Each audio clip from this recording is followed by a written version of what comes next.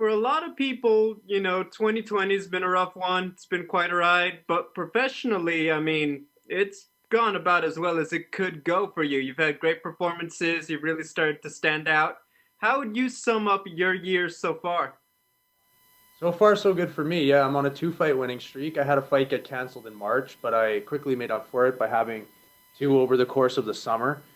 But yeah, this will be my third fight this year, and if I win, well, 2020 will have been a good year for me, and if I lose, then it'll have been an all right year for me, I guess. But a lot of people have it way worse than me. I'm still able to work and still able to earn a living because UFC's been able to, keep the shows going. As a matter of fact, ramp up the quantity of events, which is amazing. Going back to Andre, after he got sick, so you've had an extra month to prepare. Like you said, just his status in the sport. Can you just talk about what it would mean to you personally to get this one on your resume as a win? Yeah, what does it have to do with having an extra month? Having an extra month or not doesn't change the importance of getting this win. But Andre would be the biggest win in my career. He's a former champion. It's a huge fight. But I gotta win. It's gonna be not gonna be easy.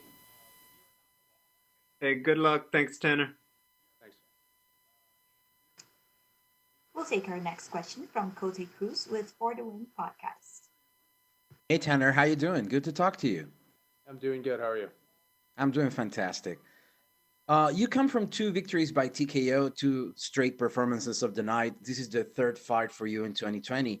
How would you describe this year for your career, and what message would you send to the top 15 of the division?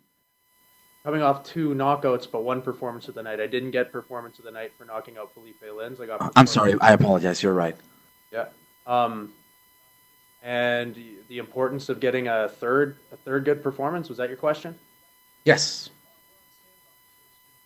Another win is another win bonus, and another win solidifies me a little bit. Not just maybe as a guy who's in the top 15, but in the UFC's roster. I'm more stable. You win a fight, you got job security. It's kind of what it's about. You're one of the new hot prospects from Canada at the time. How would you describe representing your country in the division that is the most dangerous in the UFC? I love representing Canada. I'm happy that I'm able to be that guy right now. For Canada, there's a lot of up and coming Canadians. I feel like I think Canada's doing pretty good right now, but I'm always happy to represent Canada. I would like to know your opinion on this situation in the heavyweight division with Miocic and Ngannou and the eventual arrival of John Jones. How do you see this picture? What's your take on it? I think Ngannou deserves the next title shot, so it's good that he's getting it. You got to see how that one shakes out. If John Jones comes and he gets an immediate title fight, that's completely deserved. And none of that concerns me because I am at the cusp of top 15. I am nowhere near title contention. So to be honest, I don't give a shit what any of them do. Fair enough, sir. Final question. Your mullet has taken a lot of looks during your fights, and it's been said that it's your true source of power. Would you define it as your own seal? As my what? As your own seal, as your own way of presenting yourself? I've just had a mullet most of my life. I can neither confirm or deny if it's the source of my power. I don't know Smart if I'm move. the incarnation of Samson from the Bible or whatever, but yeah, it's just how I look. It's okay, man. That's awesome. Have a great day and have an awesome performance on Saturday. Yeah, Thank you. I thank you. appreciate your time. Thanks. We'll take our next set of questions from Jade Anderson with Kate Cypress.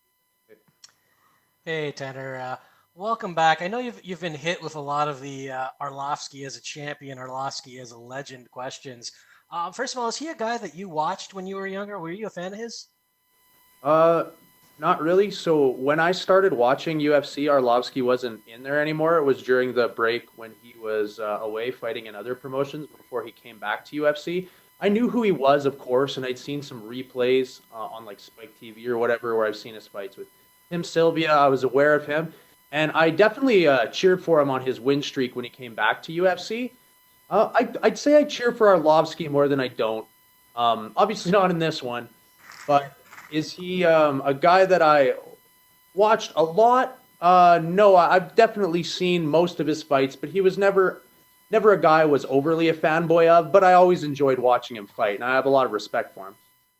So the reason I ask is over the weekend we saw Uriah Hall face Anderson Silva, obviously Silva's retirement fight, and ahead of it, Hall almost kind of wanted to avoid that line of talk because he's fighting a guy who he was a fan of. So it's not going to be too hard for you then to kind of put his mystique to the side and just see this as another opponent.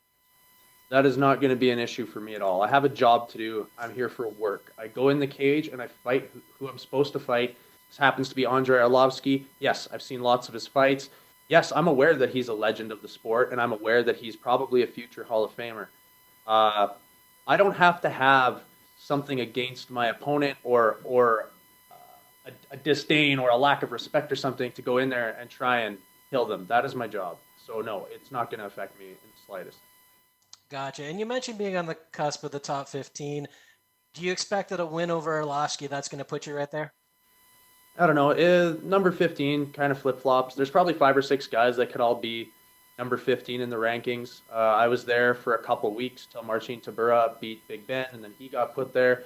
It's kind of just a rotating roster. I don't really care about that much. Look, I can't control what other people's perspective is or their interpretation of who the top 15 are. All I can do is try and win this fight. So that's all that matters to me is getting the win. Where people rank me after that, I couldn't care less. Gotcha. And last one for me. I mean, this will be the third fight of the year. Chances are probably the last one, but if you could sneak one in, would you be looking to do so? Everything hinges on how this fight goes. If I come out of it, I'm not hurt, an opportunity arises, then I would probably consider it. Yeah, I would likely do it. But other things I have to consider are Canada's 2-week quarantine rule when you go back. So if things don't change and I'd have to quarantine for 2 weeks over Christmas or something like that and not be able to see my family, that's definitely something I would think about. But I would definitely be open to fighting one more time this year if I emerge from this fight without injuries. Not something I'm really thinking about. I think this is going to be a tough 15-minute fight, and I think I'm going to leave that cage hopefully victorious, but definitely banged up. So